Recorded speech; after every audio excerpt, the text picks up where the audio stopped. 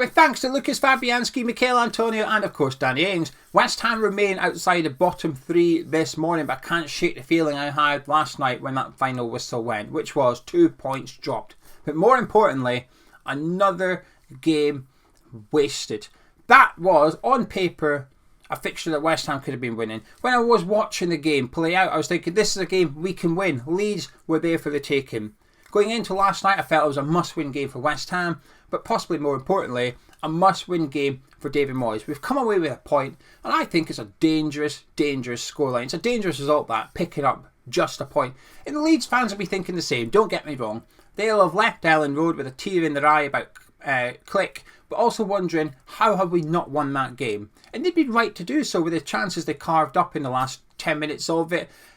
West Ham were there for the taking just as much, and they're in a relegation battle. They needed 3 points, so they'll go away frustrated, thinking it's 2 points drop, just as much as we are. And if we were sitting mid-table, if we were comfortable mid-table, if we were where Brentford or Fulham currently are, and we picked up a point last night at Ellen Road, it would be a good point. It's a good result usually. However, we are not. We're down the bottom of the table. Leeds are sitting above us in the league. Had we won, we would have leapfrogged them in the table. It would have been a huge, huge result. Instead, we've got a point, so at least we've stopped the rot. We're no longer losing games. We've picked up a point on the road. But I can't help but feel it's another game wasted, which was a winnable fixture on paper. The next two are winnable on paper.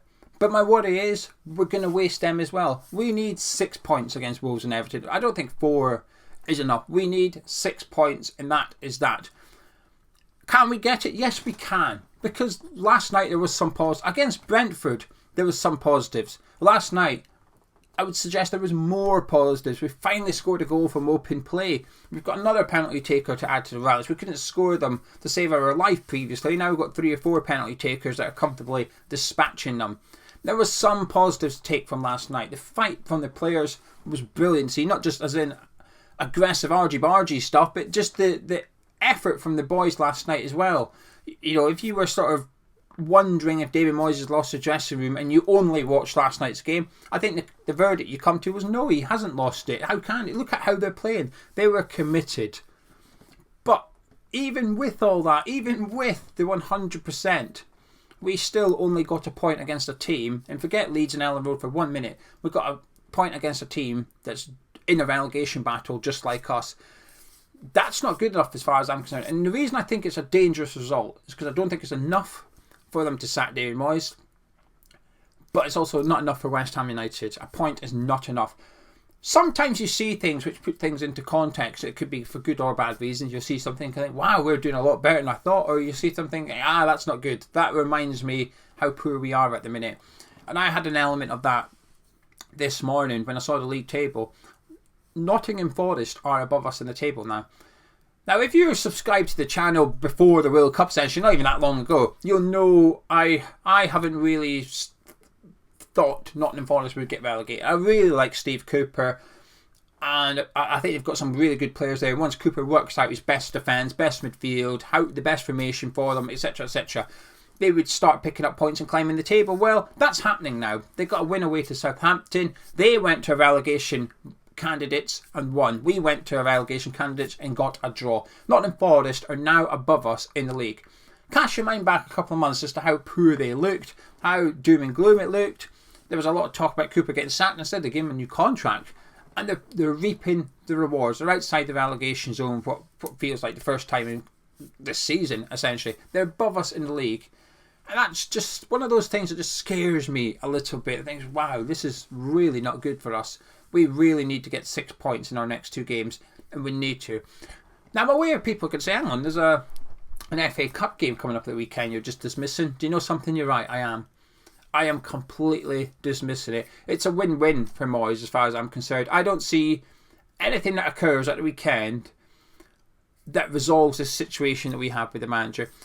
You could argue he's on to, even if he wins it. Let me explain. If we lose against Brentford, I don't think he'll get sacked. I think it'll be quite the opposite. I think it'll be a case of, well, we're out the cup now. That distraction's gone. Focus on the Premier League, will you? I genuinely think that will be the noise we hear from the unofficial sources regarding the board and the decisions that Sullivan's making will be, we're out there for the Cup, don't worry about it. And we've seen it in the past where we've heard managers speaking about it. Allardyce spoke about it before, that his employers at West Ham would essentially say to him, just forget about the Cup, just focus on staying in the Premier League, will you? The messaging to David Moyes will be similar. So if we get knocked out by Brentford, I don't think it'll matter. I don't think it'll change anything. On the other side, if we win, happy days. There's evidence that Moyes is turning around now. There's 2 games now where we've got a draw and then a win. In order to win, we would have had to play reasonably well against a Brentford team. Somebody scoring goals. There will be positives to take from it if we win the game, and I think that will give reasons to continue backing David Moyes at West Ham. So I think Moyes is onto a bit of a win-win. The reason I said you could argue is a bit of a lose-lose here, which is if we win, I'm going to have that mindset, which is it doesn't change anything. We've won a cup game, it doesn't impact the league. The league is priority. Now, usually when it comes round to cups, this must be we want to win a cup, but I don't have that. I'm recording PV with Gonzo later, and it's going up tonight. We'll discuss it then. We'll discuss our feelings regarding the FA Cup in that one, because I want to try and talk about the game a bit more, because there was positives. But before I do, a couple of negatives. Yes, I know. Our last 4 goals we've conceded have come from throw-ins. That is shocking. To come away from the Brentford game having conceded both goals off the back of throw-ins, a long throw, then just a quick throw within our own half, which saw one pass and Da Silva getting put through on goal.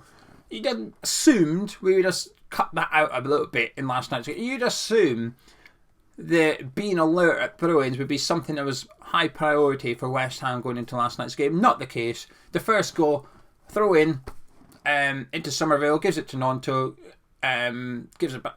No, the other way around, sorry. He throws it to Nonto, gives it to Somerville, gives it back in the back of the net. Throw in, pass, goal. Just simple. So simple. Quick and efficient. If you're Leeds, you're buzzing off that, thinking, look how alert the players are. Happy days. Really nice team goal. But from a West Ham perspective, it's just shocking. But the worst thing is, we concede another one from a throw-in. Throw-in this time into the middle of the pitch, which just cuts our team open a little bit, and somehow everybody appears to be out of position. A couple of quick passes, and Rodrigo's whack it into the back of the net. Our last 4 goals have come from throw-ins. Okay, there's a couple of passes in there as well. It's not good enough, and it's worrying. But my biggest worry last night was the inclusion of Thilo Kehrer, and I can't get over it. This morning I've been thinking about it, and I just can't get over it. When the lineup came out last night, I convinced myself it must be a back 3, because there's no way we're playing a back 4 with Thilo Kehrer left back, when on the bench, and this is the important bit, on the bench you've got Emerson, Creswell and Johnson. There is absolutely no way Thilo Kehrer has been selected to play ahead of 3 players with plenty of experience playing left back. That is the best position for at least one of them, in Aaron Creswell, possibly Emerson. He was brought in to be left back, and Ben Johnson's had more than plenty of good enough games at left back. Thilo Kehler's career, there's no evidence of him being able to play left back. So I was convinced there's a back 3. Obviously the game kicks off within a minute, you can tell it is a back 4 and Kehrer is actually left back. I don't think I've seen a worse 45-minute performance from a West Ham player this season than what I saw from Thilo Kehrer last night in the first half. I couldn't believe it. It wasn't, like I said in the review, I don't mind one of our players struggling against an opponent that is better than him. It's going to happen. I don't mind it. It's going to happen. It's part of football. But to see a player struggle through his own decision making, through his own what feels like lack of effort at times, that is unacceptable. The pass that sold Aguero out completely, and it was fantastic recovery from Aguero, but the pass was sloppy. To then try and shield it out for a goal kick, unaware that your immediate opponent stood behind you waiting for you to do that, is shocking. Committing 3-4 fouls, 3 fouls in the first half minimum he committed. I remember off the top of my head. He committed 3 fouls in the first half. He was struggling. And I just thought, get to half time. We got in at half time 1-1. We scored just before the break. So naturally my emotions were, get in, here we go. But I was thinking, please sort the left back position out at half time. And Moyes didn't. Kehrer came back out for the second half. Now, when Souček was included in the team, I didn't necessarily agree with it, but when trying to look at it through David Moyes' perspective, I could understand the logic. I get it. I get why Souček was in the team. Like I said, not my choice, but I understand what Moyes is trying to do here. But the Thilo Kehrer one, I genuinely can't come up with the logic or the perspective from David Moyes as to why Thilo Kehrer was opted to be the left back. Now, I understand why he might feel he had to drop Aaron Cresswell off the back of what he did against Brentford, albeit playing left centre back, not left back, and he's playing in a different position. But I understand if he thought that performance deserves dropping. Okay, fair enough. I get that. Emerson, well, this is where there's a bit of a problem here. We've spent 13 million on him. I think his best position is left wing back. Even then, I don't think he's that great at it, but I think that is his best position. He's better there than as a conventional left back. But in order to, well, we'll get onto that. But Ben Johnson, the only reason I can see why Moyes has not played Ben Johnson last night, and it can't be because he's not left-footed. Thilo Kehler's not left-footed. The only reason I can see is that Ben Johnson's not signing a new contract at the minute. Has that put himself in David Moyes' bad books? Is he now getting Hudson Ashby treatment, which is won't sign, won't play? Well, if that's the case, then apply it to Declan Rice. If that's the case, apply it to a lesser extent Craig Dawson. Craig Dawson, it's not like he won't sign a new deal, although we've apparently offered him one. It's the fact that he wants out. He wants to leave West Ham, but yet we're still playing him. Now, I'm not saying Craig Dawson shouldn't be played, and I'm not saying Declan Rice shouldn't be played. What I'm saying is Ben Johnson should be being played. But the only reason I can see why Johnson did not start that game is because of the contract dispute that's going on at the minute. And I just think, well, that's not really consistent throughout the squad then. There is no reason for Thilo Kehrer to start left back. But in doing so, that essentially suggests that Emerson is at best our third choice left back. Because Cresswell's ahead of him. You've got evidence during the game. Cresswell came on at left back. Kehrer, certainly last night, he was ahead of him at left back. So that makes Emerson at best ahead of Ben Johnson and behind those two. So we spent 13 million on a third choice left back going by our latest team selection. It's not great, is it? But while I didn't want to see Kehrer start, but to leave him on for the second half was baffling. Absolutely. I struggled with the logic to start him, but the logic to give him the second half as well. There's no logic for the first decision. The second one is, you can't get less than none, but if you could, that would be it. He moved over to right back, of course. He wasn't any better there, but he only got moved there because of an injury to Vladimir Coufal, who I thought had a good game. Now, getting on to the positives, there is some, don't worry, right? The fight last night from the boys was fantastic. I think if you were to, like I said, if you were to show somebody last night's game only and say, has the manager lost the dressing room based on that, I think the answer would be a firm no. They were committed, and we were there, we were aggressive, we were up for the argy-bargy, we were up for the fight. Leeds were up for it as well. It's not like either team were trying to bully each other, but both teams were standing up for themselves, for their teammates, for their badges, for their managers, and I liked it. I love a game of football with that. We're just two committed teams, and that's what we saw, and I liked what I saw from us. Souček was diving into tackles. We saw what Coufal done in order to get, he should have been a red card on Somerville, but the commitment from Coufal was absolutely brilliant. I thought the body language from our players was a lot more positive last night, and I really, really enjoyed it actually. I came away thinking, if we'd played like that all season, we wouldn't be in this situation. That's possibly one of the regrets I've got to some extent, because if we'd been like that from match day one, and even the Brentford game when we lost, I'd get it. I'd see something. I'd see enough positives to say we'll be alright this season. Eventually this is going to work. Last night, the commentators at the end of the game, when it was coming to a close, said, if these two teams play like this for the rest of the season, neither of them are getting relegated. And I can understand why they think that. Can I subscribe to that idea? Not completely, because I'm involved in it. The commentators are neutral. They're not emotionally involved in either of those teams. But I am. So it's more difficult for me to subscribe to that idea that if we play like that for the rest of the season, we'll be okay. You could argue that it's worrying that we played like that and still only got a point and did not win. But the next two games are absolute must-wins. They really, really are must-wins. For the reasons I've already said, we need 6 points. Pellegrini Pellegrini got 19 points in 19 games and was sacked.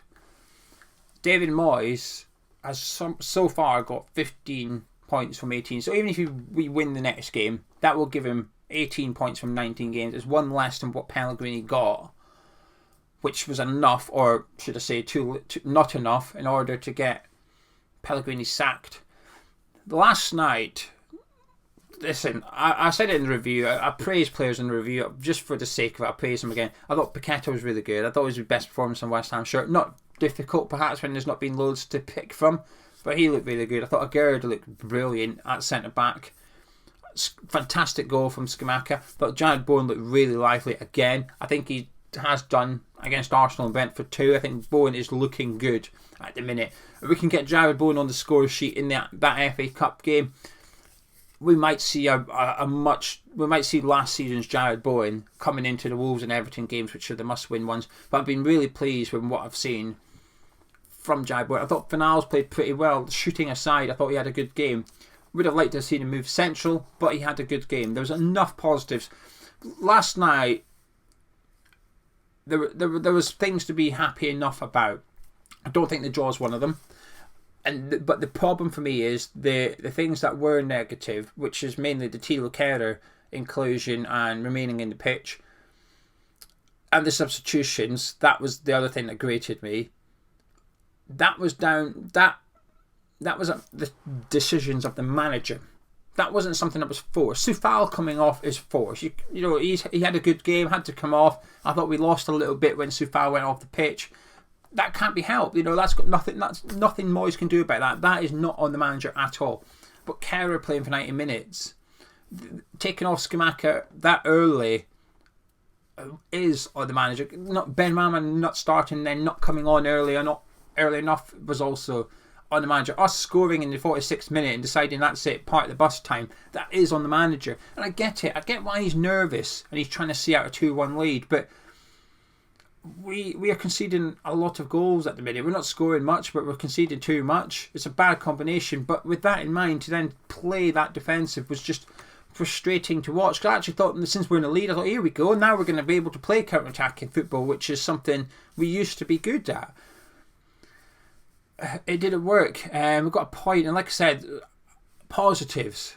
If this was match day 2 of the season, I'd be feeling good right now, but it's not. It's match day 18. We're lingering outside the relegation zone at the minute, and I'm not sure it's enough. And quite the opposite. I feel it's not enough. My stance hasn't changed. I hope he turns it around, because my desire to see West Ham win will always override my feelings about a manager or personnel or anything like that. So I hope he does turn around, because it means we're winning games again. But at the minute, I'm just not convinced. But the next two, what I am convinced about though, is the next two is must-wins. Wolves and Everton, we need 6 points. We wasted a game last night, and I worry that we're going to waste at least one more, possibly even both of those. And before you know it, we're into a really tough run of fixtures on paper. Chelsea, Newcastle, Tottenham, not in that order, but that's who we play. It's not good. Anyway, I'm going to leave it there. You've enjoyed this video somehow, please do drop a like on it, subscribe to the channels. Myself and Gonzo will be back this evening with the Brentford previews. We look ahead to that FA Cup game where I don't think David Moyes can lose. Well, West Ham can lose, but I don't think David Moyes can. Catch you then.